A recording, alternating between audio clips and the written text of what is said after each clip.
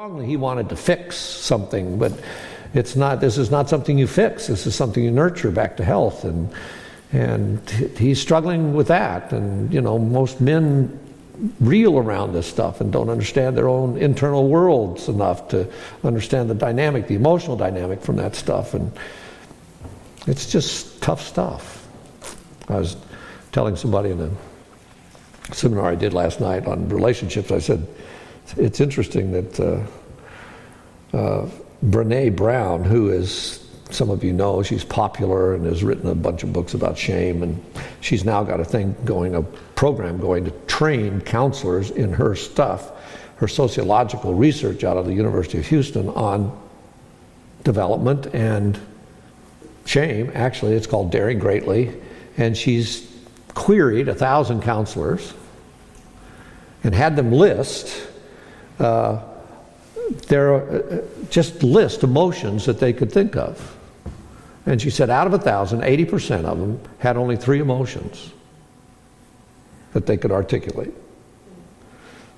You ready? Happy? What's the next one? Sad. Sad. Good. And the next one? Angry. 3. You wonder why our culture is in trouble. Our culture is in trouble in part because we have such lack of development, so much underdevelopment, maybe would be the way to talk about it. So tonight I'd like to just challenge us to think about what are the elements that go into adult development. What does it look like? What are we pointing toward? If you can get a handle on that, maybe then you can self-correct as you wander through your life. And I don't care where you are age-wise, I can guarantee you, you've got another stage of development coming. Hi, did you get that? It doesn't stop. Okay, adult period of development is the longest period of development in the human. The human also is the slowest to develop from birth up. So it takes, in the whole mammal world, the human is the slowest to develop before it's independent. At age 10, most kids couldn't make it in the world by themselves. It's close. So somewhere around age 10 to 12.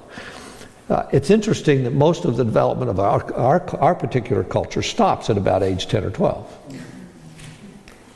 That's what most of the literature is. That's how most of our news is given to us. That's how most newspapers are written or magazines are written, to the 10 to 12-year-old age level. That's the plot line. That's the kind of language we can handle. I went to school for a long time. I've taught development. Probably the most significant component of psychology to me is development, understanding development. The developmental overlay makes the most sense out of almost any question that you have about people. Where are they developmentally? And as I read about development, I read hardly anything in terms of research about adult development. It's like once you make it through adolescence, you are supposed to get a job, have a baby, buy a house, get in debt, I don't know, whatever those elements are, and then you're adult, right? And then you just live it out, and I don't know how many people sit around that I've heard in small talk and heavy talk saying, what's the purpose? I go to work, I come home, I sleep, I eat, I clean up, I go back to work. It's just, and it's the same thing over and over. And I'm older now. It's not my fault, I'm just stuck, right? And I find myself reflecting on this. I think I find myself saying, wow, it's going really quickly. And there's a shorter end in front of me than there is behind me, unless something discovered, and I'm not sure I want it, frankly, Okay, so my dad lived about another 15 years longer than I am right now, and I think, so what am I going to do with the next 15 years, given that I can stand upright and still think, right? And I want to say back to people that are younger, my own kids and others that I meet, this goes really fast. fact, the older you get, the faster it seems to go. And I like this word, by the way, savor. Are you savoring your life? Can you go back over today, this Friday, February 10th, 2017, can you go back over today and tell me what it tasted like, what it smelled like, what it felt like, what you thought, where you were, what your feelings were, how it connected to something? Are you aware enough to recall that and tell me what it tasted like, what today was? Or is it just another day? It's hard to savor stuff, guys. I mean, it really is. We don't do it naturally. We have to pause and it takes some space to do it. And we don't have much space in our lives. And that's our technology telling us that it's helping us. But what it does is it fills in all those little cracks with stuff that should be space, where you can take a deep breath and you can ponder and you can muse and you can reflect and you can meditate and you can think and you can ask and you can dialogue and you can do those things, and it's hard to do that. So I'm on this, that's why I told you the story about evil. That's a piece of it, but also that I had to cram it in driving on the freeway. That's no way to deal with that. I apologized to him and said, we got to talk some more. I want to come back. I can do better. I can listen better because I'm not going to kill two people, while I'm driving or whatever. Okay, so these are the elements. Adults have to grow if they can. Most marriages stop after 2 years of marriage. Why is that? Really, the thing that stops most marriages' development is it's too strenuous. It's too much stress. It's too much craziness. It's too much chaos. It's too much demanding of us. And so what we do is we back off and we try to smooth it out, and we come to some kind of agreement that we can self-construct a comfort zone. So I'd say one of the areas that you're going to have trouble with in your life is if you spend your time trying to build up and shore up a self-constructed comfort zone, because there's nothing comfortable about growing throughout your lifetime. The point of growing is that it's going to be disturbing, and none of us like that idea, but I think good art is to disturb you. Just the music that we heard just a few minutes ago, Billy singing, and we participated in it, and the language that's in the songs, and I often think, am I paying attention to what I'm even saying here? Am I able to savor, taste, understand, ponder, think, wonder about what I've just said and the application of that? Is he really a good father? How often do I blame him for something that's not good? And where does that come from? And where is that lodged theologically in me? And if I recognize it, how do I root that out? And who do I process that with? So I wrote down here, I've got two things. I just thought, keep us from developing as adults. One is too much stress, too much chaos, too much diversity, too much demand, we feel like, and so we don't want to change. So we hang on to this stuff. We don't want to let go of it. We're like afraid to let go of it. If we let go of it, maybe we'll go away. If we can't control it, maybe we'll be free or whatever. So I just don't think that happens very often.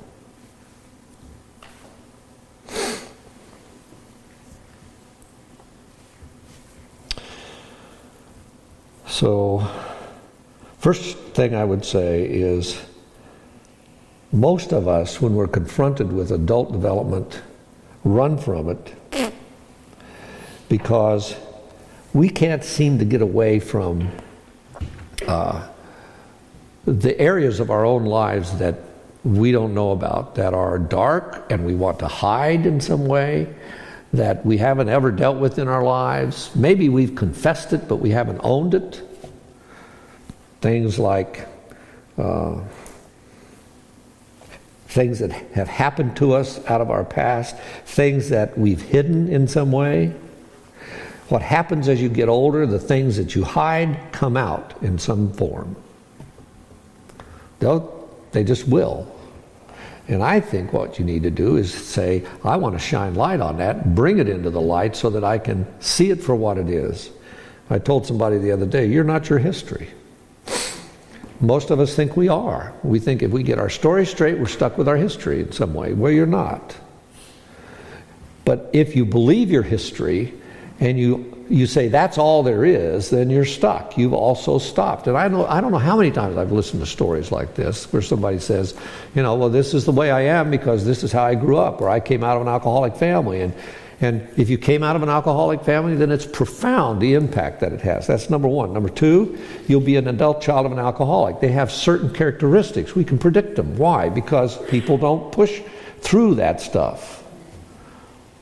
So it stays evergreen in their own soul and they get lost in some way. And so I just think you've got to step back and just say, people, we get caught in darkness, can't seem to get away from it. Like, if you're an addict or have kind of an addictive personality in some way, you'll see it showing up some other time in your life. And instead of running away from it, what would happen if you would lean into it and expose it and begin to grapple with it? But most of us are ashamed of that stuff, so we hide it in some way. That's the dark part. So it's my belief that most people go through their lives hiding that. Nancy and I were just with her brother, and we had plenty of time on the freeway today. I mean, it's a long ways from Orange to here, although there is a lovely HOV lane almost all the way. I'm just saying. But it's still a long ways, and so we were talking about our families of origin. And we were talking about her parents in particular, because we came away from her brother, who's older than she is, and we were talking about how well we knew her father and how well we knew her mother. And we don't know a whole lot about her father's background, kind of just not even one full generation much. And we concluded that both of her parents carried around pretty massive secrets. You could say it was that generation. You could say a lot of things about it, but they're still carrying around a secret. And secrets don't grow you. Secrets are running away from the darkness. Secrets are, I'm afraid if I expose this, it'll do something. I don't know what goes on inside of us, but just think about this as I chat away up here about it. I think when that stuff comes up, it provides you an opportunity. So I want to frame this way. The God of the Bible says this. He says, God has come in order to test you. Now, I'm a teacher, and I dare say almost every time I've offered students a chance to take a test, I get what back? You got it. You've been there.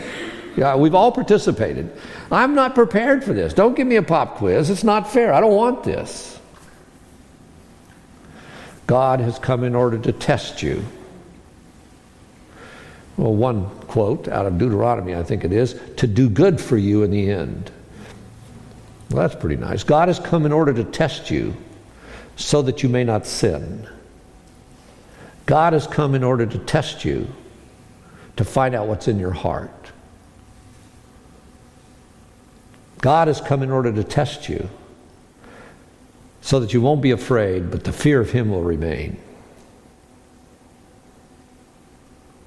How many of us want to be tested? A shift happened to me, I think about my sophomore, junior year in college, when I had a teacher who I didn't like. I think I didn't like him because he was exposing me. He saw something in me that I didn't see in me. I was so self-absorbed and so insecure that I loved to hide, and he wouldn't let me hide. He pulled me out into the open and made me stand in front of the class and defend a paper one time to the class. And I had a ball doing it. I didn't know I was having a ball, but I actually did, and began a dance that was quite different. And one of the things he said was, if you learn the subject, you don't have to ever study for the finals. And that piqued my interest because I didn't want to study for finals. But what he was saying to me is, if you want to learn this, then you're going to seek to be tested. You're going to ask for a test. You're going to ask to find out how you're doing. You're going to ask to get feedback. You're going to long to receive that. How many of us enjoy feedback? Hardly any of us. I mean, most of us resist it, especially if it comes like a developmental review or a performance review, and that comes from your spouse, right? What do we do with it most of the time? We defend ourselves, don't we? That's secret keeping. I don't want to be exposed all of a sudden. Adult that's willing to learn over a lifetime wants to be tested. James, consider it all joy when various what? Tests come your way. By the way, with every test comes a temptation, because that word actually, it can be translated either way. Did you know that? So it opens up two sides of the coin, that's all. It's not spooky. It just simply, every test is a temptation. It's a temptation to what? Not take the test, fail the test, ignore the test, cheat on the test, do something, right? There's temptation attached to every test. But there's a test every day in every relationship. And most of us, I think, we avoid this hard place. We avoid the darkness that has not been exposed in our life. We avoid, if we can, we skate, we slide, we posture, we have personas, we do all kinds of stuff, but we don't lean into saying, this is the stuff I need to deal with.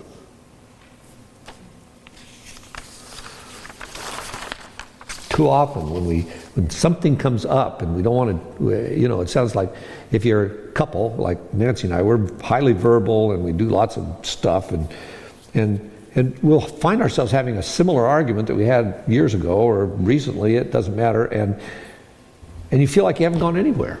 It's the same stupid argument.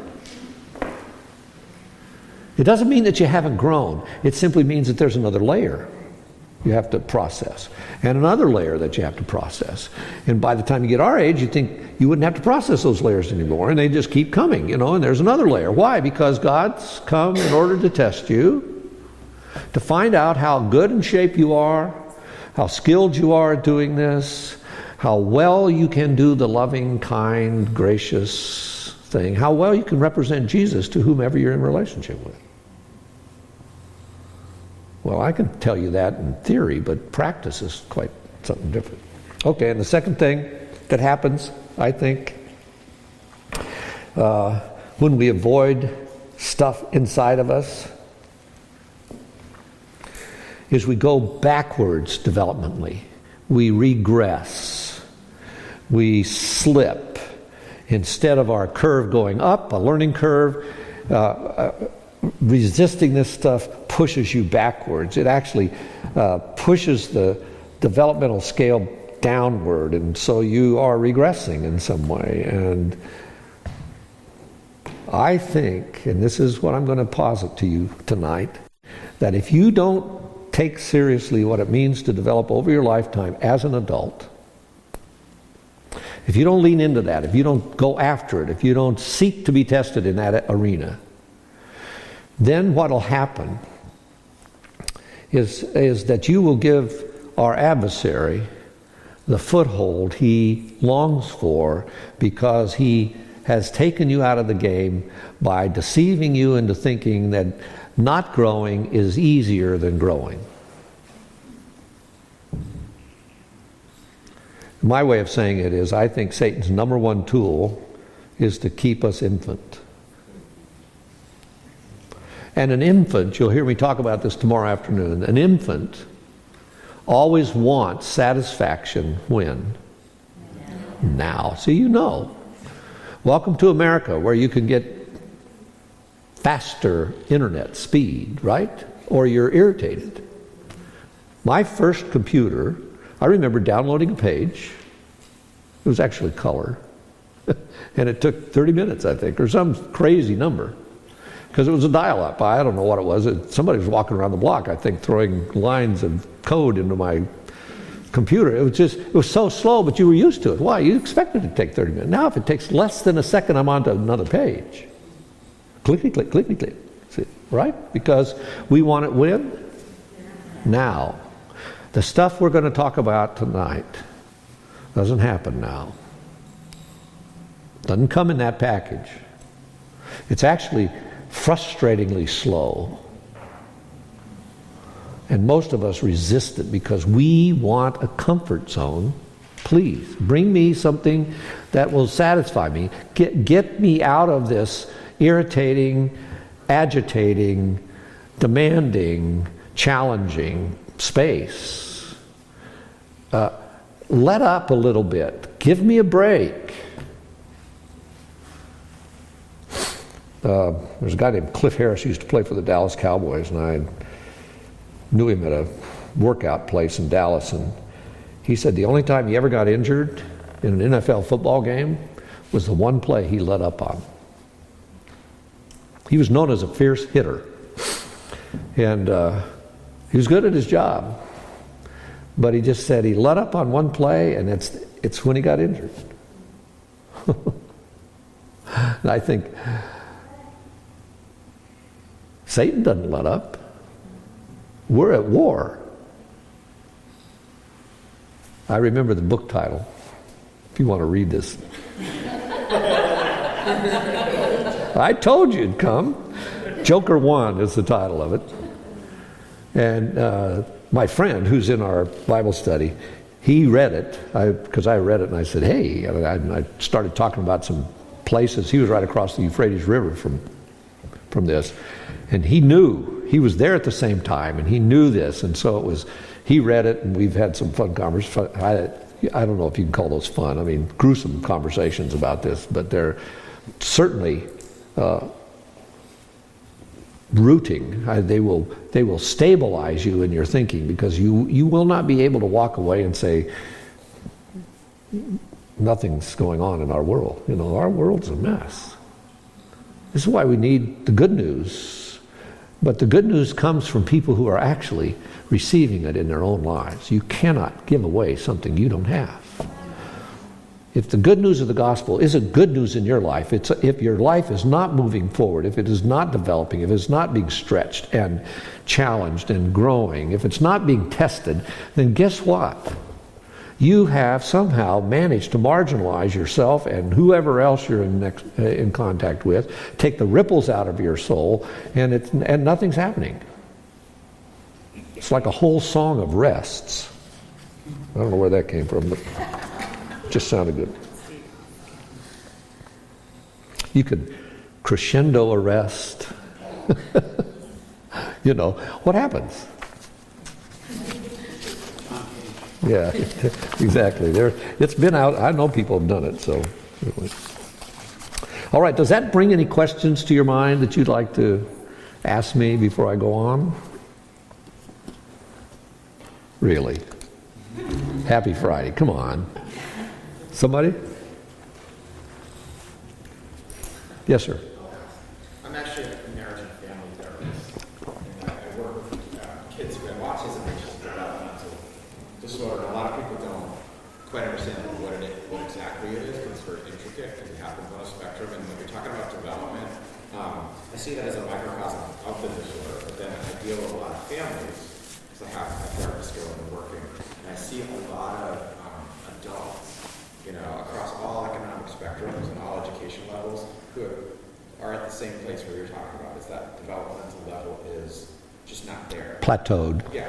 It's like the things, whether it's, a guy with a $3 million house in Bel Air with a Porsche, still his thinking and everything is like an adolescent. My kid's the sickest, my kid's something wrong with my kid, and all my rich friends are going to think something wrong with me. It's like he's thinking in the way that I did in high school. About, okay, well, you know what, I don't want anyone to know that, my parents are immigrants, because I won't be as cool as I want to be, and that'll affect, and so you see that kind of plateau out. And it's kind of, the thing that turned me onto it is that you see adults that have stopped in their development and are not able to self-regulate. So I'm just wondering, like, how much of, like, what you have seen corresponds to that? Oh, absolutely. Yeah. Absolutely. I think what happens is people develop usually in just one phase, kind of a siloed phase, and it's usually some skill piece. For guys in particular, it happens to be vocation often, although that even is being challenged now. I think a lot of guys are refusing to even show up for work for lots of reasons. I think part of it's contextual, part of it's cultural, etc. I think we've pushed economically. I think there's an economic push in our world that actually propels adolescence into a much, much longer phase of development. I'd say, and I used to say this tongue-in-cheek, I don't anymore, up to age 50 probably, pretty easily, that you have adolescent behavior functioning. Adolescence should be a discrete period of time in development. Absolutely. And it actually should reflect brain development more than anything else, because the brain doesn't get online until about age 25, not fully. And that's about the time that identity should formulate. But people will drift out here for years, double that time, into their 50s, and still not have done that work, although they have a family and house and blah, blah, blah, blah, blah. So my appeal to you tonight is do something different. You know, maybe take a different paradigm and see if you can operate in a mature way. Let's see if you can show up whole as opposed to fragmented. Show up functioning with more than 3 emotions. That includes men. You know, I mean, you can add irritability and it still isn't enough, right? Somebody said that's what men do. You know, they're either mad or irritable. Sorry. I've seen in shows on TV, like the Real Housewives or something. You didn't see the images, you just listened to the audio of it. You would think that you were sitting in a high school cafeteria listening to people talking. Those are grown women. Not to pick on women, but I'm just... No, it's exactly right. Nancy and I like to binge watch stuff, and without telling you all we watch, although I would, because it sounds like an advertisement. I don't want to advertise. There's one we watch that's pretty raw and earthy and disturbing and probably fairly real and accurate, and we like to watch it, but it's not good to go to sleep on. And so usually then we shift over to our middle school one that you go to bed happy. I mean, it doesn't always end really happy, but it's easier. This is not about avoiding that stuff. It's about saying, what does it take to grow over a lifetime? So if it's okay, is there somebody else that has a question, a comment, something? Is this useful for you at all? Yes, sir. You made somewhat of a weak reference to busyness earlier. I'm not sure you used that word, but could you expand on that a little bit, just in terms of, there's a couple of ways to view that. One being that we're victims of too much coming at us. The other being that we're victims because we allow ourselves to be victims because it creates a really nice excuse system for not developing. Exactly. Is there, yeah. Exactly. Didn't hear his comment. Well, he's talking about busyness and saying that, in essence, we can use busyness as we can blame it on technology, maybe too much stuff coming at us, or we can stay busy so that we don't have to deal with life in some way. I honestly believe that there's a core gem in this that can steady you. I had a client one time. He was talking to me, and I was frustrated with him, which that's why I'm not the most sensitive counselor. I usually lose my Sensitive Counselor of the Year award in January.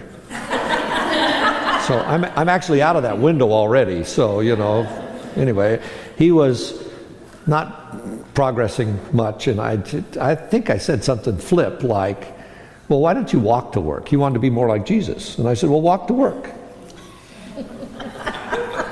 Right? And so, end of session, he goes away, comes back again. I don't know why he would after that, but he did. And he even before he sat down, he said, it'd take me 3 days. And I thought, what are you talking about? You know, that was his first statement. He said, it'd take me 3 days to get to work if I walked. Now, I'm going to say something here that I think is important, related to this. You can't do this work I'm going to talk to you about tonight, or tomorrow, or hopefully. You can't do this work unless you have space to do it in. It's not possible. Sorry. I can fill in things in my calendar and physically be there, and that's about all that gets there.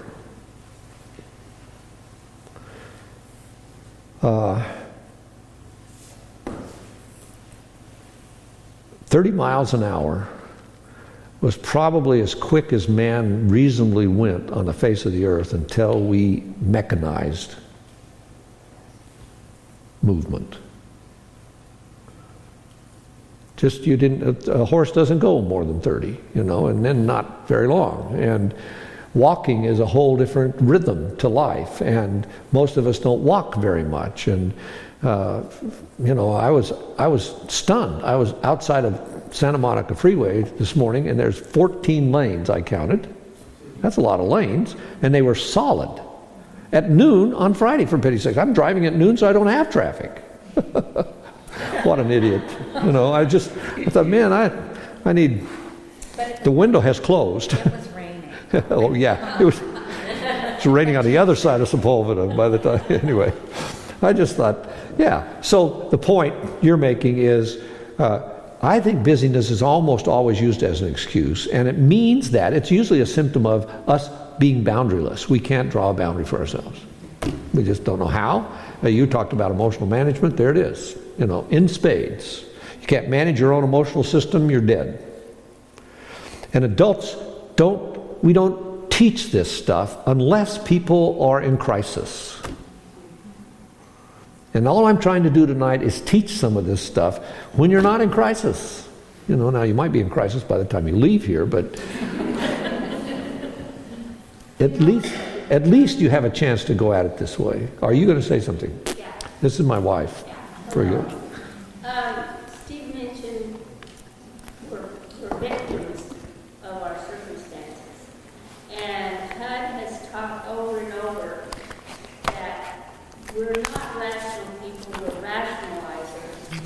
We justify everything. We blame people if it doesn't work for us, and we become victims of our world. And I think what you're talking about is that you have to step back and make time for these things. We can't blame it on our busyness. Yeah, exactly. I mean, it's a modern, probably, cop-out in some ways, but it's a challenge. It's a challenge to drive a wedge in our busyness so that we can breathe, so that we can savor, so that we can reflect. I mean, how many meals have you eaten? You didn't taste it. Come on. You've all done it. Sure. I can eat an In-N-Out burger, not even remember I had it, sometimes. Sorry. Well, I was just going to comment one last thing along those lines, that in our current culture, and especially in the church culture, busyness is a badge of honor, especially for young moms, young families. So there's another piece of that. Absolutely. So the culture gives you one message, your history gives you another message, your own story gives you another message, and then God gives you a message. And I would say there's only one message out of those three that you really need to listen to. And this is not about spiritualizing it. It's just simply God says, go at my rate, you don't have to worry about a lot of this stuff. But we worry, and I think when you say posture or create a persona, there's a lot of literature in the field of psychology about true self, false self. False self is always a product of some hiding, some some avoidance of pain, some way to restrict myself from being known. And frankly, shame drives it.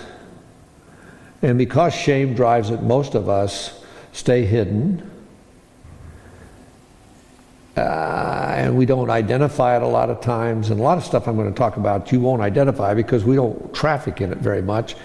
Hopefully, you'll be willing to at least listen to those voices somewhere that says, you know, a healthy person actually walks to their own drum, not in an individualistic sense, but in a holistic sense. Because they know who they are, they have some sense of what they believe, and they have principles that they can articulate that are not implicit, they're explicit in their lives. And they're explicit so they can be tested. We're back to the testing idea. Because being tested means being exposed, and being exposed means walking in the light. And walking in the light is what God gives you. He says, in Ephesians, Paul uses this language. He says, you were formerly darkness, not in the dark, but you were darkness. Now you are light. And frankly, I never got that message in church when I was a kid. And so I kept thinking I'm mostly darkness, and sometimes I have a little light, and and so I focused on sin, and I focused on being bad, and I focused on recovering, and I focused on all this stuff. It was just a waste of time. If the cross didn't do what it says it did, which was take away our sins, not cover them, but take them away, then this should change. This should be radically different. But we don't get there too often. Yeah. I was just thinking about that concept of busyness and how we feel victimized by it, and that it's distracting and definitely an excuse for not developing. But I think there's another aspect of the busyness, which is I think our culture has also co-opted the word development to equal more acquisition, getting things that we develop as adults because we have this thing or we've accomplished this thing or whatever.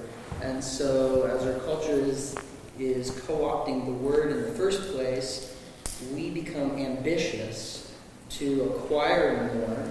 And when that doesn't work, we play the victim card that we're distracted and victimized by our busyness. But that busyness really actually started off as ambition, focusing on a co-opted development. I would say we've commodified it. When you commodify something, then you say we've got to acquire it. That's where the acquisition comes from. And I think as you grow, you realize stuff isn't ever going to give you the satisfaction your soul longs for. It's not shaped to do that. But we sure bit into it, and advertising sure pulls us into it, et cetera. So let me put some of this, try to give you some kind of stages of development a little bit for adults, at least just to argue with, okay? I'm more interested in you arguing with me than saying, oh, that's a wonderful theory. It's theory in part, yes, but you have to shape it somehow. I wrote down here, most people do development through what I would call transactional stages, which is part of what you just described.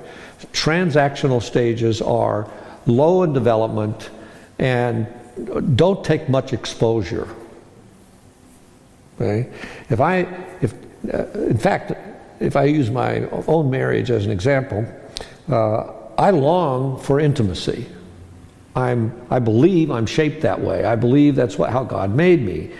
Tomorrow afternoon, I'm going to talk about how our desires and longings play out in a relationship. So I'm going to give you some data about that. Desire becomes an enormous piece of the puzzle. It's not a small piece, it's an enormous piece. And it's one thing that the church has pushed against because desire is terribly unruly. And you mentioned the word ambition, and I think a lot of people in the church will say either ambition is bad or it's good, but it's not both. And I think it's both. It can be distorted, obviously, and ambition is something that God gives us, and He desires for us to grow. At the same time, it's not supposed to be God or a substitute for. So this is tricky stuff, folks. It's an art form. It's not a formula. I'm not going to give you a formula. I can't do that. Life doesn't come in that package. So the challenge is, can you let go of your history, not be a product of it, and find some ways in which you can live out of wholeness, if you will. So transaction is what Nancy and I do most of the time in our communication. It's necessary. What time are we leaving? What are you wearing? Where are we going? What are we going to do here? Blah, blah, blah. You know, do I need to do this? You said you'd call your daughter, you know, whatever. Okay, those are transactional interchanges. You have to do them, but they don't bring you closer together. Okay? Intimacy is designed to transform you.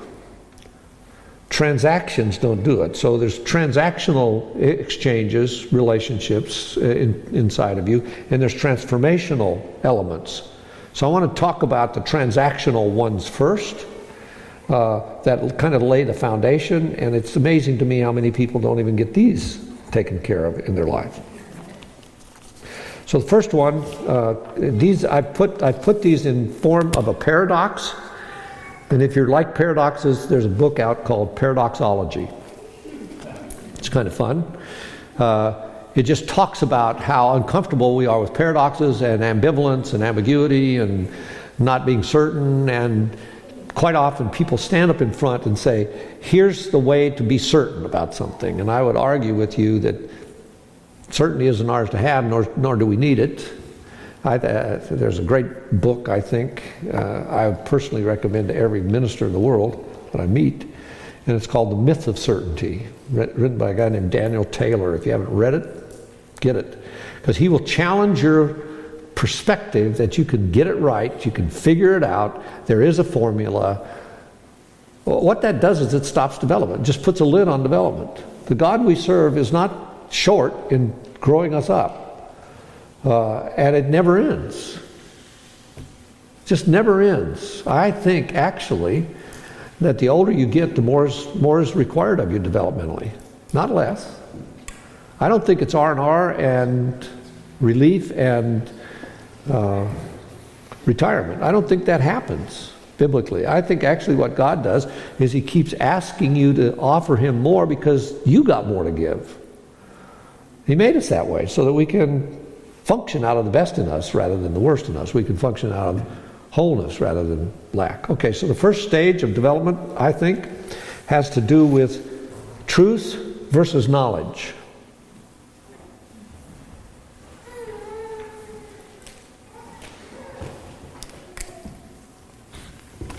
So truth versus knowledge. Or I don't know if it versus it, but you've got these two concepts together. Which is it? Where this starts is in the garden. The truth is that God's a gentleman and He offers relationship. He's good. We walked away from relationship because here's what the lie is. The lie is that knowing is better. And if you don't think busyness is not tied to knowing, think of how much information we have to handle now and try to sort through.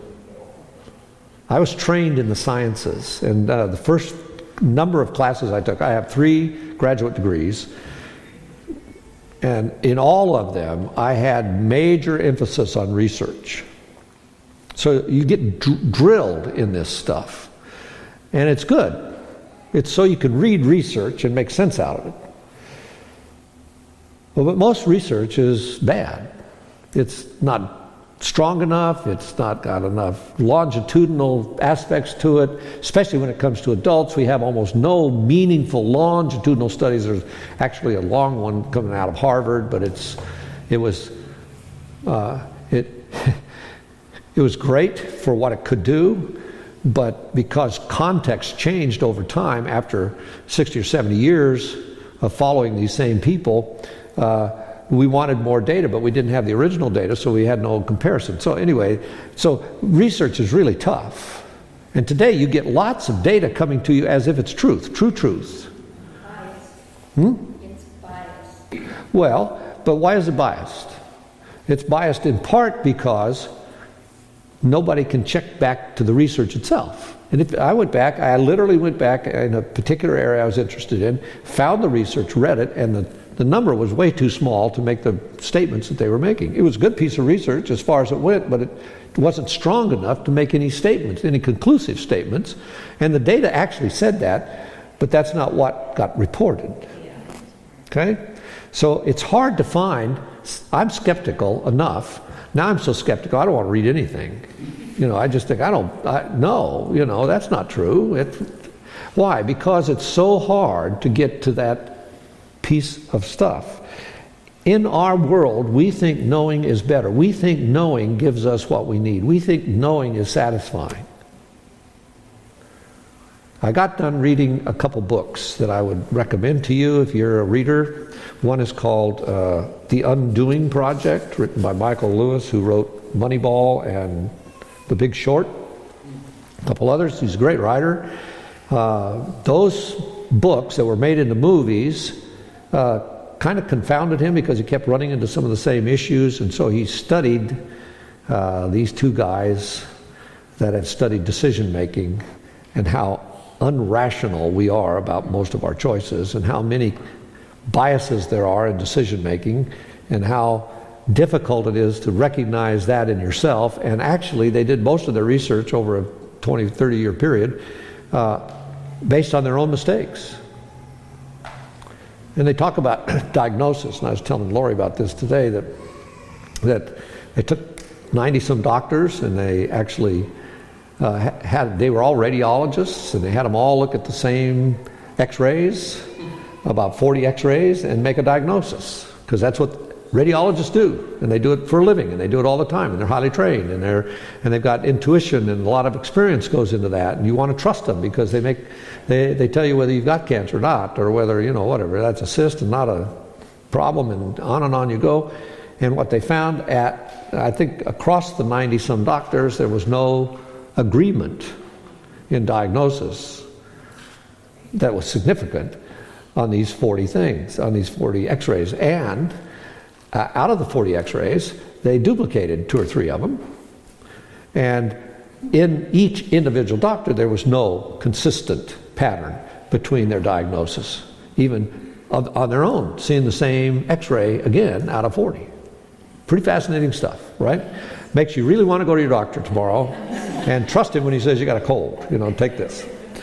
And their point was not that the doctors were mean or defective or lacking or anything else. It's just that the way our brains function, we've got to honor the fact that they are not capable of knowing good from evil in a productive way, if you will. We're not designed to do that. We were built finite, limited. That's what these guys said. Well, one of them wrote a book then later that's really pinpointed the data, and it's called Thinking Fast, Thinking Slow. It's a good read, but he's telling you how to loosen your grip on thinking that you know. Okay, so the first level of development has something to do with trust versus knowledge. So if I trust something, on what basis do I trust it? Often you'll find me saying, I trust on the basis of knowing. So that's confusing, isn't it? Well, that's the paradox I'm trying to talk about. I was pastor at a church, and I had a board of elders, and somebody asked me one time, because we were debating some issue was coming up, and somebody out of the congregation asked me, they said, so do you trust your elders? And I said, about what? Why did I do that? For the things we had conversed about, wrestled with, and talked over and dialogued from, I had a way to say, yeah, I trust them when we're talking about that. But this subject, I don't know whether I trust them or not. Because I don't know what they're going to say. I don't know how they're going to approach it. I hope to. I don't distrust them yet. Does that make sense? Same in a marriage, folks. Your trust is constantly moving. It's not just moving in one direction. It moves back and forth. It ebbs and flows. It's tighter at some times and weaker at other times. And it accumulates over time. So it builds over time. But it can be destroyed in an instant because it's fragile as well as terribly strong and resilient. Trust is alive. Knowledge is static in that sense. Does this make sense? So as an adult, I need to be able to figure out where my truster has been damaged, wounded, broken, marred, mangled, so that I have some understanding of why I gravitate to this and not that, or why I find myself reacting here and being able to respond over here. Reactivity is a huge piece of the puzzle. Second thing. By the way, sin is perverted good. You know that. C.S. Lewis said you can't have evil without good. You know, evil is a product of perverting the good. So when it said knowledge of good and evil and you will be like God, the draw was too much apparently, and so we still play that role. The second layer of development, I put up here, I grew up with this one. You need to die in order to live. Ever heard that? Unless you give up your soul, lose your soul in order to find it, take up your cross, follow me. Just what you were talking about, Eric, just a minute ago. It seems like to me we accumulate stuff and we attach our okayness to it. And I want to use the word attach there because I think the challenge for an adult is to learn how to detach. Without getting into attachment theory, this is just simply learning how to let go and saying, that's not the source of my okayness. My house is not the source. My car is not the source. My education is not the source. My history is not my source. Right? But I have to think about it. I have to work on this. I have to somehow surrender this piece. I have to submit. I have to recognize what what Francis Schaeffer talked about years ago. He starts his book, one of his major books, that he's in the first chapter is The Centrality of Death. Wonderful opening chapter. You know, everybody just wants to jump right in and read that. It's like the book Man's Search for Meaning. Anybody ever read that? Do you know what the original title was? The original title was From Death Camp to Existentialism. Didn't sell. It was a marketing flop, you know. But you change the title, and off we go. And it was an exploration of some of this piece. So when I think about this, here's what I wrote down. We get the order backwards. Birth actually comes after death from a biblical standpoint. It's resurrection after burial and death. So it should go death, grief, burial, resurrection. We start with the resurrection as if that's the first piece. It's not. It's the last piece in a sequence. And that's what Jesus was talking about here. And it's our natural tendency in a fallen state to grab a hold of things short of God, to give us a sense of what? Comfort. Am I back to my self-constructed comfort zone? Whatever it is, whether it's your health, your wealth, your reputation, come on, help me, fill in the blank. Whatever it is will be the piece of the puzzle that's going to be tested here. Life is a process of letting go, not gathering. And yet we think, and most people get stuck, acquiring. It's natural development for a child to acquire things. We've got a couple babies here. That's all they're doing is acquiring. You know, constantly. But at some point, they have to learn to what? Share, hopefully, and eventually that they're not the center of the world, although we start out treating them as gods. And, you know, I mean, just on and on you go. This is a process, hopefully. And the process is of letting go. And, you know, we now have a TV show on hoarders. Have you ever watched that? Anybody in your family? No. Read Francis Schaeffer's chapter, The Centrality of Death. Maybe you'll get a handle on how central this is to the development of an adult. But look at where we land most of the time. We want to live without dying. We don't want that process. That's why I said to you earlier, you are not your history. And one of the hardest things to do is to let go of the toxicity in your history.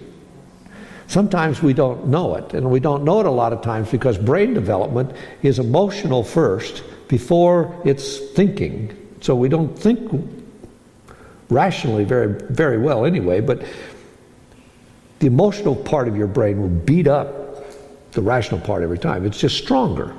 And it develops earlier, and it's how children function. They function based on how they feel. So when Paul says you need to let go of childish things and become an adult, and then Jesus says, but unless you become like a child.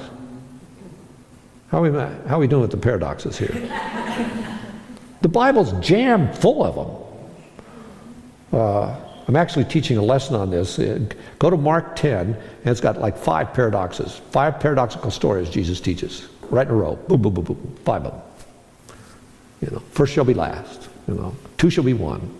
I mean, just poor shall be rich, rich shall be poor, or whatever. You know, he just sticks these paradoxes together, but they make us uncomfortable because we want one or the other.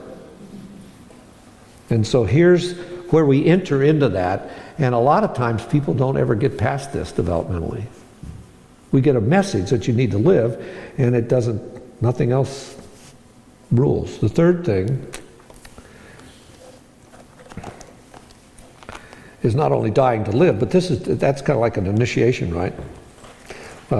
This one is losing yourself to find yourself.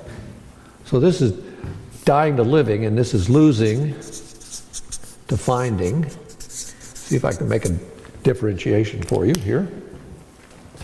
What I wrote down here is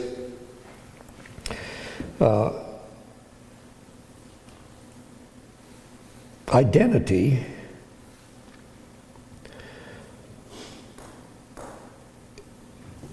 is the truth about who we are. God says, I determine who you are. You don't. Your identity is something that's given to you. You don't have to create it. So that means that you have to lose this false self to get to the true self. But what we've taught is that you need to accumulate power and have a persona that will get you through in some way. I think, you know, we joke about this in marriage stuff, but I think it's universally true.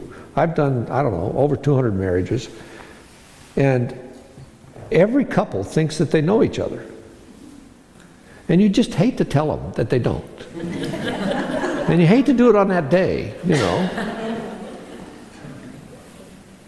They think they're probably exhausted. And I want to say, you know, as one guy said, you know, nothing makes you ready for marriage. Only marriage makes you ready for marriage. I love that quote. Nothing makes you ready for marriage. You just can't get ready for it. This other stays other forever. And you will not plumb or exhaust the uniqueness of another human being in a lifetime. And we're so selfish, I'm so selfish, there's no way I can get there. And I have a boatload of thoughts, and there's no way I can download those. We don't have time. And she has a boatload of thoughts, which is really irritating. Because she wants to download them too. And we're both verbal, and you can't say all the things that you think because you think more than you can say. How am I doing? Right? So we like to perform. And this third category is about where most people stop their development, period. They perform, they produce something. The source of our identity is tricky. Bernard of Clairvaux did a fun thing. If you want to, you can read his little essay on this. But he talks about sources of identity, and he says it like this. And I remember the first time I read it, I could not get past how he fooled me. He just tricked me, and I don't like being tricked, and so I was mad at him.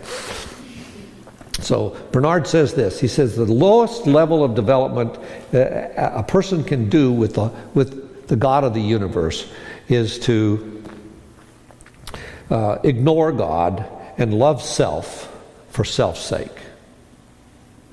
So the development of identity is often there. The ego, or the self, I think, is what's talked about when the idea in Scripture is listed like self-control, one of the fruit of the Spirit, that you should have self-control. It means that you have your ego under control. And your ego under control will be this. You don't care who gets the credit. You don't worry about your reputation in that sense, because you can't control it anyway. Well, your ego is where it needs to be. It needs to be contained, if you will. It's not the driver anymore. It's not the number one. So Bernard of Clairvaux says he loved self for self's sake, and then he tripped on that, and he said maybe there's something more important than that, and so he was introduced to God because he was running into the end of himself, and so he began to love God for self's sake. So God became an instrument for his own use. I'll love God. I'll do obedience. I will be faithful. I will do good works. I will work in social justice, or I will attend church. I will read my Bible. I will pray. I will do whatever I need to do.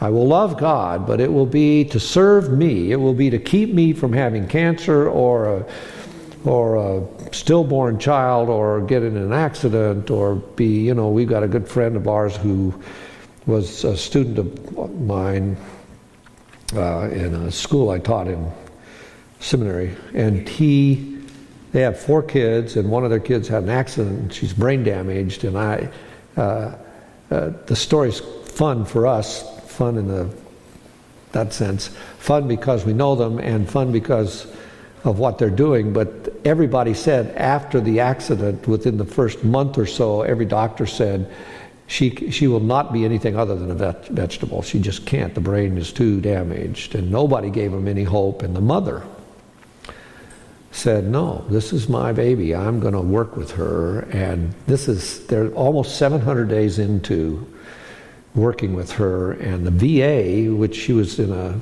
the National Guard, the VA they're stunned by what's happened, because she is regaining control on almost a daily basis, just minuscule control, but there's 200 people following them on Facebook, and they call it Crystal's Army because they're praying for her, So there's all these layers, and it's just stunning to see, but it's this sense that they're not at the mercy of somebody's diagnosis. Okay, so they didn't want to have this happen. So, and they'd been serving God. So part of their early struggle was to try to get past the idea that, well, God did this somehow to either teach us a lesson or because we deserve it. That's the whole story of Job, and I think it's all upside down and screwed up, and we can talk about that tomorrow as well. But the point being, love God for what? As an instrumental, utilitarian thing that can serve you well. Love God for self's sake. And then Bernard said, well, if you keep growing, you're going to find out that that's unsatisfactory and not biblical, and that you need to finally get to the place that you can love God for God's sake. And I thought, that's it.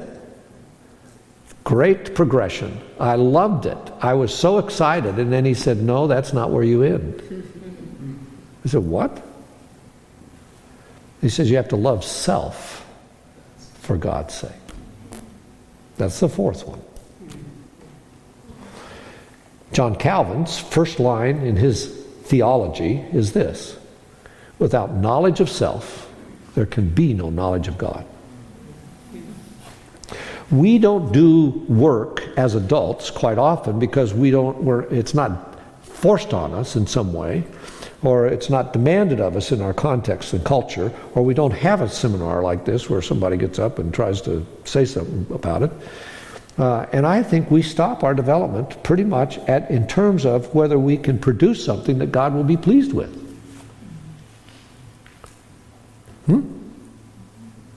God's already pleased with you. He doesn't need anything you can offer him but what? Your gratefulness. The Psalms say that. The only thing God wants from you is sacrifices of thanksgiving. By the way, we'll talk about that a little bit in the morning. How important gratitude is and why. And it's not once again, it's not an instrument. It comes from a recognition, because thanksgiving always means that you're dependent. You can't say thanks to anybody unless you're dependent. And the other powerful thing about thanks is that it's the necessary end to every human exchange. One person gives you something, you receive it. The only way the person knows that you've received it is if you what? Acknowledge it by saying, thank you. Which, by the way, are the only two words you ever need to say to somebody when they give you feedback. You know, those glasses don't look good on your face. Thank you. Your nose is too big. Talk to God. No, thank you. Yeah. So you said this self-control essentially is ego control, and ego control is not needing the credit. Where does humility? Is humility different? Is it the same as that? Well, that's part of the fuel for it, sure. I would say they're related. Did you hear him over here? Okay. Yeah. Having your ego under control means that I know who I am. I know whose I am, maybe would be the better way to say it. Love of self for what? God's sake. If he's wild about you, how about you starting to be wild about you? And if you're not wild about you, if you mistreat yourself, if you don't get enough sleep, if you don't have enough space in your busyness, if you don't wedge into your life time to relish, taste, savor, enjoy, delight, whether it's sad or happy, it doesn't matter. The Bible says you've got to be able to what? Weep with those who weep, rejoice with those who rejoice, oftentimes at the same time. Why I like to do funerals is because you'll see the juxtaposition of those two things frequently, wildly, but frequently together. Marvelously, I think, actually. Mourning and dancing, same space. Tears of joy, tears of sadness. The world's jacked up, but it's complicated too. Why do we want it to be so simple? Part of that's our desire to control things, and so we're forever doing stuff outside. Tomorrow I'm going to ask you to do a little exercise in the afternoon, late in the afternoon, and the purpose of the exercise is to get you to think about how you calm yourself, how you self-soothe, how you manage your interior world when you're under stress. How do you do that? And almost all of us try to calm ourselves outside of ourselves in some way. We eat, we drink, we rest, we pray, we do something, but it's outside, right? It's some activity, it's some behavior, it's something to settle my soul, to slow me down, to relax me. Okay, do you have questions about these first three? How do you calm yourself within yourself? Come back tomorrow. Oh, you can't? Well, see me afterward. I just think that part of it's self-knowledge. I have to know who I am. You know, some people are wired. They're sensitive to everything, and so. I've got a friend of mine. He said, "I can't go to that movie," and I said, "Why? It's a great movie, you know." And he said, "No," he said, "It's because it'll stay in my head forever, you know." So he knows enough about himself to stay away, and he doesn't say anything about you going. It's fine for you to go if it doesn't. So anyway, those are the pieces, Paul. Yeah. You said you wanted a little argument, so just because I'm curious. And you're sitting in the back row, so it's good. The love of self for God's sake.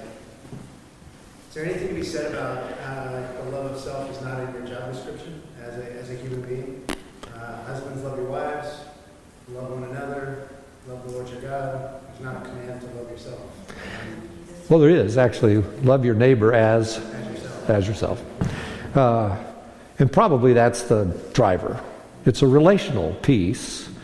And I think he's making the assumption you do that. We're going to do that naturally. Well, how it forms itself for most of us, me in particular, is selfish. I want to love Nancy. And so I can say that, I love you. And she's now good at saying back to me, I trust that your motive is good or your intent is good, but guess what? On the receiving end, that didn't feel very loving. The more I love myself, the more I'm able to give that away. Okay?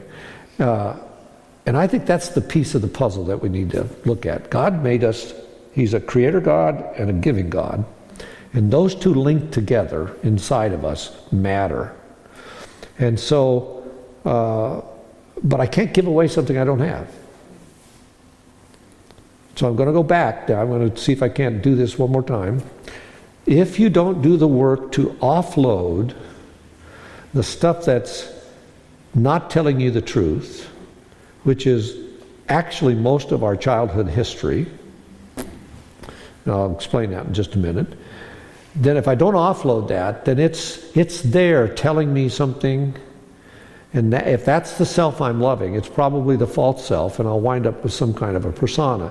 If, on the other hand, I can let go of my history and say, that's not me, but God's story of me is telling me the truth. Not my story of me, but God's story of me. If I don't get my story straight, I can't let go of it. But if I do, the more I understand it, the more I can let go of it and give it up to God and say, no matter what happened there, He is the Redeemer. He's the one that can bring good out of this. So I incrementally have learned over a lifetime, slowly, and I feel like I'm about 10 or 15% there, and that's not humble, by the way. That's sad that I'm just so slow and stubborn and selfish, in terms of trying to learn how to love.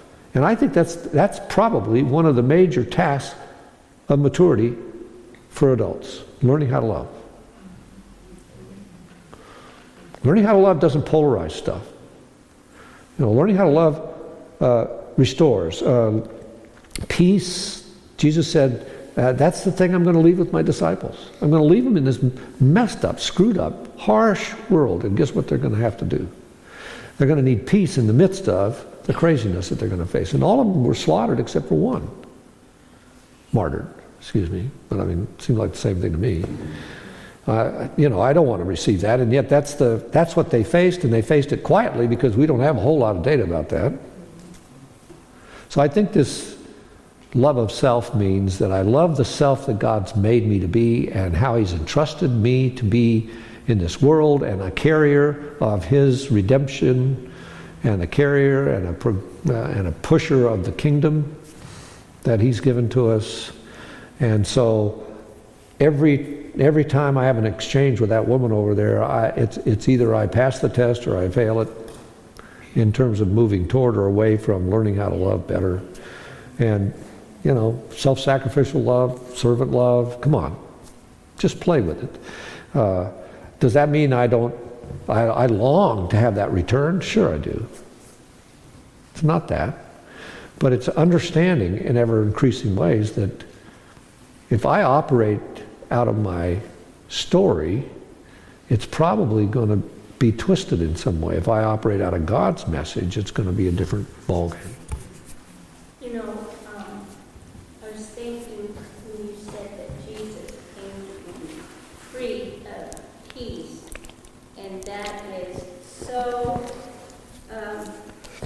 we can't understand it. It's unfathomable, the peace that He brings. And yet in Matthew He says, I haven't come to bring peace, but a sword. And I think that's kind of what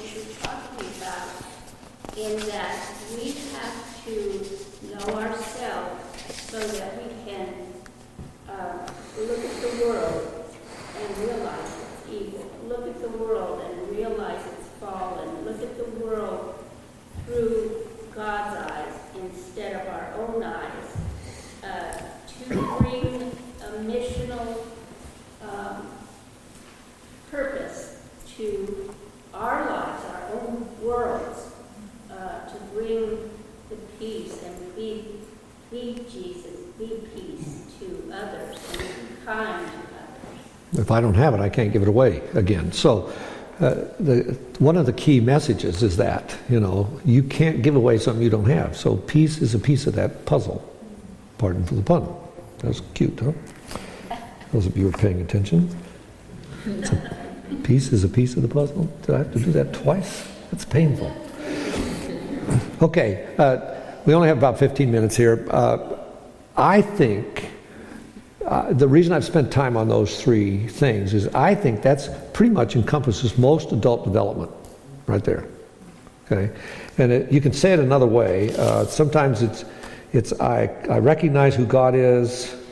I try to follow him in some way, and then out of that comes some kind of productivity. I got this message early on that the Christian life was really like a list, and I needed to obey the commandments and love God and pray every day and then tell people about Jesus. That was the message I got, and it was a kind of a formula, basically.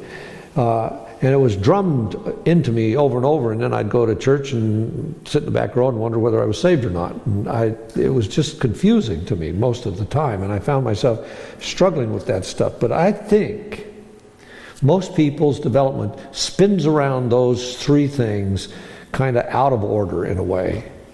And so the fourth thing I want to put up here is the thing that I think where we get stuck and where most people don't develop. And so it would be the challenge I'd like to leave you with tonight. And it's not the end, it's just the next stage, okay? I got a couple more stages here, and I might talk about them tomorrow, might not. This is the hard part. Go through pain to heal.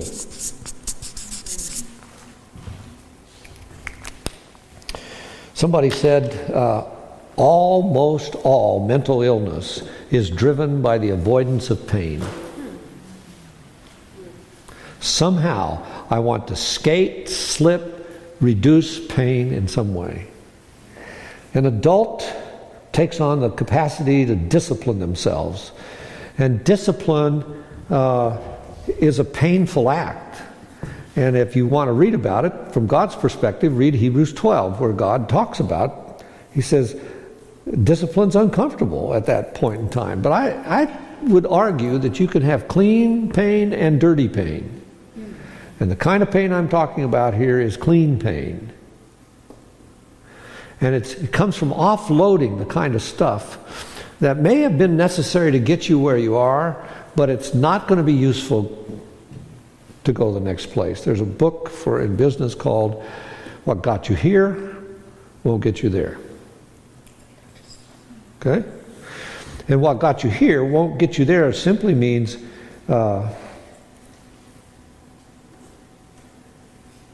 if you take wheat has a component to it that's necessary for its growth and development called chaff. Wheat can't grow without chaff being part of the message. The problem is that chaff is worthless at the end and needs to be offloaded. But too many of us go through life holding on to the chaff like, if that's taken away from me, I'm going to be in trouble. Or maybe you could think about it another way. Since we're finite, there's only so much stuff we can carry forward, and we're forever dragging the past with us instead of offloading it. I said I would come back to this about children. No childhood memory is ever accurate.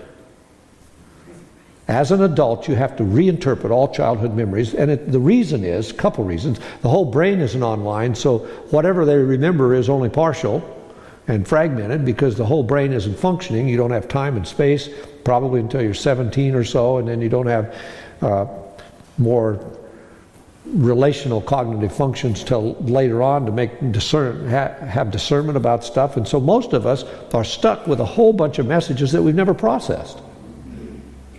We may confess them, catch this, we may admit that they agree, that they happen to us, but that's not enough to free you. There's a verse I like. It's in Daniel chapter 10, repeated in chapter 11, or it's in chapter 11. No, it's Daniel chapter 11, repeated in chapter 12. And the language in it, in the New American Standard Bible, goes like this. There are things that are going to happen, and you need to be able to refine, purge, and purify. Those are all acts of removal.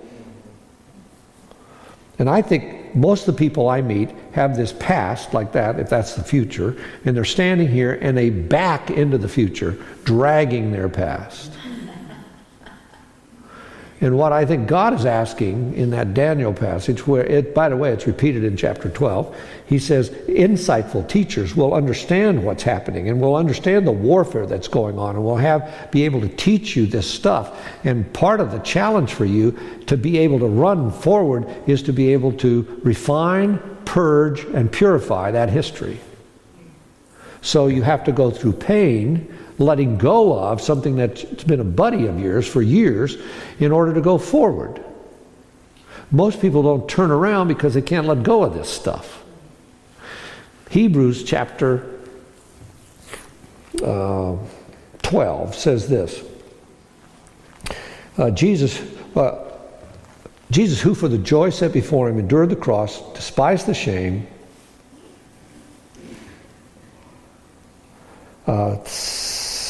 what's it say? Sitting down at the right hand of God, and it starts off at the beginning of that. It says, laying aside every encumbrance and sin. Laying it aside, letting go of it, purging it, refining it. Huh? Getting rid of. So I have to take a childhood memory.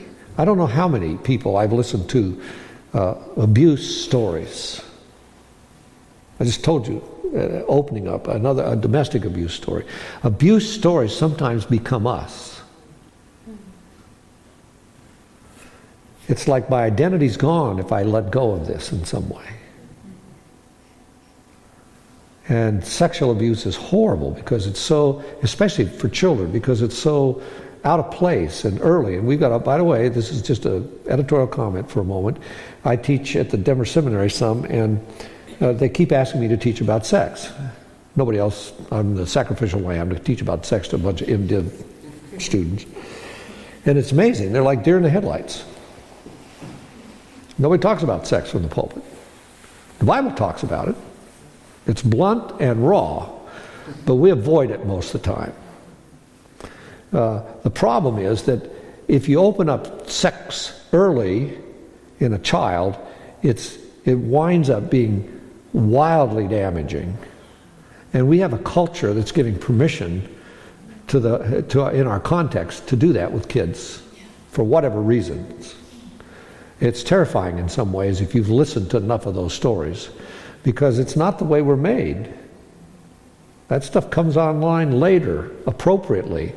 But our culture has sexualized everything. Okay, I'm off my soapbox. Sorry. Just a moment's bit. That's the warfare.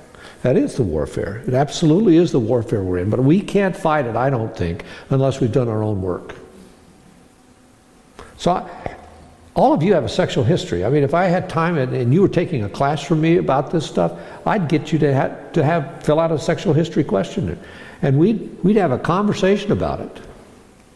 Because you can't sit in a room with this many people and not have a boatload of garbage that people are dragging around, unprocessed, undealt with, unpurified, unpurged, unrefined. The God of the Bible created sex. It's a wonderful thing. It's beautiful in context. And Paul says later, he says, everything God created is good when it's used the way it's designed to be used.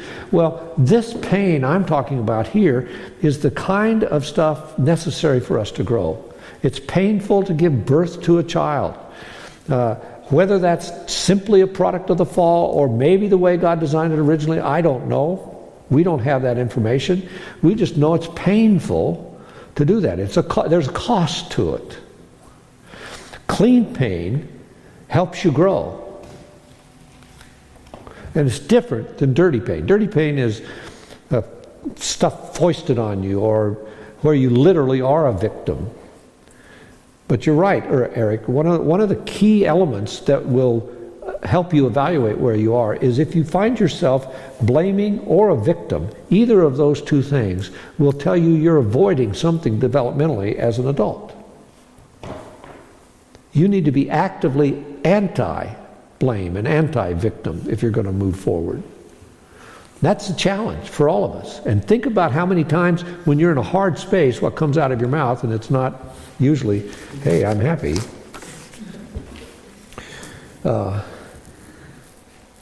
Leaning into pain to heal versus running away or fleeing or lashing out or fighting.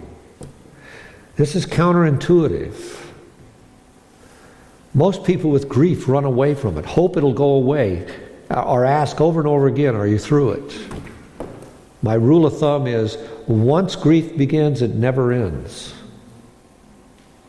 By the way, it's the same with forgiveness. Forgiveness is designed to be, once it starts, it never ends.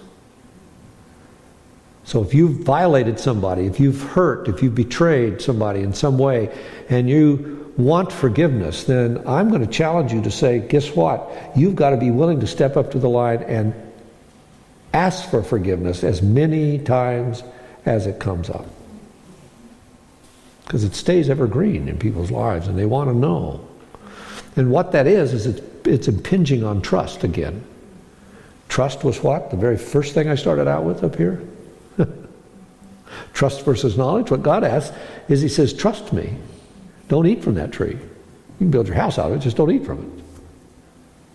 They didn't trust Him, did they? So it goes away. Wow. Disarm hurt. How about that? Let go of bitterness. To identify where bitterness is in your soul. You're either going to move toward freedom or away from it as an adult. Most people fight or run away. They don't lean into. There's a great picture, a word picture in a book on grief called A Grace Disguised. And in it he says he kept running toward the light, like running toward the west to try to keep up with the sun, because he didn't want the black cloud that was encroaching from all this loss to envelop him. And he said finally he had to figure out that out of exhaustion he needed to turn around and go through the darkness to get to the light. And there's a great line in Isaiah. It says, when in darkness and there is no light, trust in the name of the Lord. Over and over again in Scripture, that's what it says. It says, you see these things happen, this is your experience. But still you know. So you need to know why you can trust the God you're serving. Or you'll demand that you know what He's doing and why He's doing it. And if you need to know what He's doing and why He's doing it, that's low-level development. It's what a child needs. It's childish. If you're going to grow, then you're going to embrace pain, not for pain's sake, never. But you're going to understand that pain is part of the process of growing in a fallen world. At war? Do you have any comments? Then you can go. I'll pray, by the way. Can you explain the difference between suffering and pain? Sure, in about 4 days. Probably. I know, I thought that was maybe a little too much. I think, no, it's fine, Nancy. It fits here. My theological understanding is that there's no such thing as redemptive suffering. You can suffer redemptively, It's not elevating suffering. That's not what this is, folks. We've put a premium on it in some ways. But as I look at this couple, this friend of ours, whose child is almost brain dead, and they've spun their entire family's life around her, I don't know that I have the courage or the strength to do that. I mean, from a distance, I'm amazed at it. I'm stunned by it. I pray like crazy. I've cried, I don't know how many times reading their posts. But I'm so selfish, I'm not sure I could do it. I don't know. I mean, I'm not there. So God gives you grace in the moment. So that's a piece of it. I call what they're going through suffering. What Job went through was suffering. But it wasn't because of something that Job did. And it wasn't something that God willed. We can have some fun with that. There's a lot of fun to have with that, by the way. His friends were wrong, and actually Job was wrong in most ways, except Job stayed in relationship with God, and his friends tried to make it a formula and earn it and deserve it. And God castigated his friends and gave Job the power over them, which is pretty neat.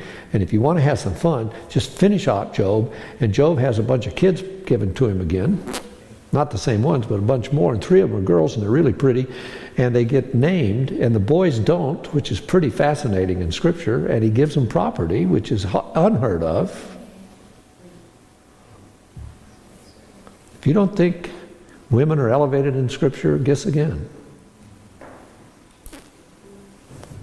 It's all over the place. Caleb did the same thing with one of his daughters. Gave her property. You never gave property to a woman in that culture.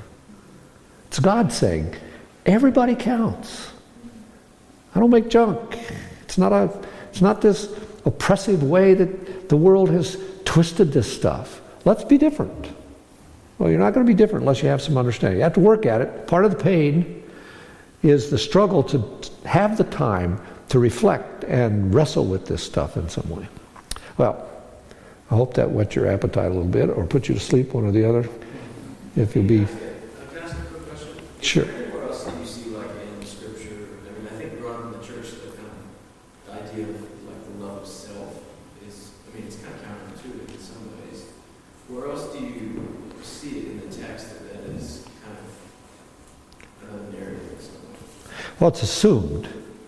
I think that, and I part of that's because of the way the Greek is written, I suppose. But when you get this neighbor piece, he says, this is the command. This is it. Love God. And then he says, love your neighbor. Well, the only way you can love your neighbor is if you have something to give to him. What do you have to give to him? You. Right? And so he makes the assumption that you're going to accept the fact that he's, what? Giving you grace, taking away your sin, and says, go love your neighbor. Nothing restricts you from doing that. Unless yourself doesn't show up. And it's so fascinating to me that that's what Calvin started off with as well. So if you give me a little time, I can give you some, probably chapter and verse, but I'm not sure that helps necessarily. Yeah, Steve? The language gets in the way a little bit. It does. I think it helps to think about identity. And that self is realizing, receiving the identity that you have been given. And then you can love that because it's a gift to you, which you can love and appreciate and walk into. And I think that's the sense of it. And share. Yes. And give away. So now you can give it away because it's not yours anymore, but it's still, it's one of those paradoxical sorts. Well, and if it's given to you, it's not yours by right, then you can hold it loosely. You're not grasping at it, which is the insecurity of somebody that's underdeveloped and are afraid that they're going to be exposed because you'll find out my secrets that I'm hiding and I'm pretending that I'm something I'm really not. Yeah. I do agree that it's a phraseology or a term sometimes can be difficult, and one of the neat things about gathering together like this and talking, we can hear things put in different ways that are actually bringing forth biblical truths, but in words that maybe we haven't heard them exactly before. And I think this one, I don't know if any of you have been around people who smoke and they stop smoking. Typically, they do not like being around anyone who smokes. Have you seen that? It's probably passe now, but years ago when I was, young, a lot more people smoked, and then when I quit smoking. What's smoking? No, But sorry. the thing is that when you start talking about loving self, Scripture talks a lot about idolatry, right? And one of man's big problems is getting self on the throne instead of God on the throne. So there are a lot of us who are so still thrilled to be Christians and so thrilled that God's called us to himself. And yet when we hear this idea of loving self, it almost sounds anathema. It sounds like it's such a contradiction to, wow, that was my problem before. When I finally came to Christ, I was delivered from that whole self-focus, even though we do all suffer from selfishness. What I'm getting at is, I think sometimes the terminology sometimes throws us off. Another word that I triggered today was respect. And you touched on it when we talked about respecting ourselves. A lot of times we have self-defeating behaviors and thought processes because ultimately we don't respect ourselves. And again, it's a sin problem, and I don't want to get too off track here. The point was, I think sometimes we can actually get tricked with phrases and words and not know how we aren't properly related to the truth. And back to the knowledge and truth thing, that the love of self, in the proper context, as God desires, is the most beautiful and desirable thing. But, kind of like C.S. Lewis, what is sin is good gone wrong. Good gone wrong. And so there can be a closeness to them. And so this idea of, we love ourselves, it seems like, that's so contradictory. That was my problem all along. Back to that whole analogy of smoking and not smoking. Once you get out of that realm, as you come to see God, you don't want to get caught back into loving self. But the thing is, it's a whole different ball game when you're rightly related to God. It's kind of like Psalm 37:4. Delight yourself in the Lord, and He'll give you the desires of your heart. See, when you get the priorities straight, you can start following your heart again. But again, that's another interesting discussion. How do you delight yourself in the Lord and trust your heart? Well, but I just wanted to say, I think it's nice that we're having this discussion and being challenged, because ultimately it is pretty clear from Scripture that a redeemed person who truly has been touched by the Lord God Almighty, he is going to have a love for himself, not in the negative, sinful, ugly way, but in a beautiful, all-encompassing, respectful way, not only of himself, but of others. And it's neat how God puts that together. He creates a full beauty. I think How many of us I think she's going to talk. Sorry. How many of us grew up with the song, Jesus and others and you, what a wonderful way to spell joy? Don't sing it, honey. It's okay. It is wrong. And because I think, like 2 Peter says, add to your faith this, and perseverance, and knowledge, and self-control, and brotherly love, and then love. And so often, we in the church try to love people without going through that process of adding to our faith these kinds of things to help us to grow up, learn of Him, and then love ourselves. Like He said, I love the way He said that. We're idols of ourselves. The thing Satan has is he has deception, which we'll talk about tomorrow morning, how we are self-deceived. And he uses deception, but he can only use it with what God originally created, because he's not a creator. So it's a distortion of what's true. So we throw out the baby with the bathwater to try to get rid of the paradox and reduce the tension, and then we're stuck. All right, we're over time. I'm going to pray. You can have coffee or something. I don't know. Let's pray. Father, thank you for tonight. Protect these people from me, please. I don't say that glibly. I really mean it. I really mean that we are in this battle together, and I want to give them the best of what I've been given.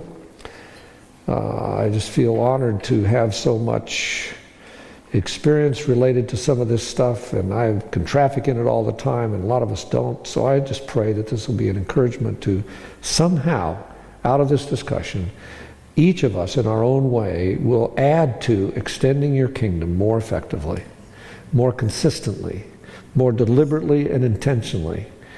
Understanding that most of what we're going to experience is counterintuitive. It won't feel natural. It won't just flow. It'll be something that we are having to choose because it's a battle we're in. Thank you, Father, for giving us what we need, all we need for life and godliness. Help us to live here and play. And as I started out saying, help us to learn to savor today, to not go to bed unrejoicing in the fact that we walked through the day with you, and you were there, and you know us, and you enjoyed the choices we made and how we made them and where we are with them, and you're looking forward to how we're going to own that stuff, and you'll use it for your greater glory, regardless of our understanding of what all is happening in the world and how complex it is. Help us to trust you. We do. We just want to learn how to trust you more.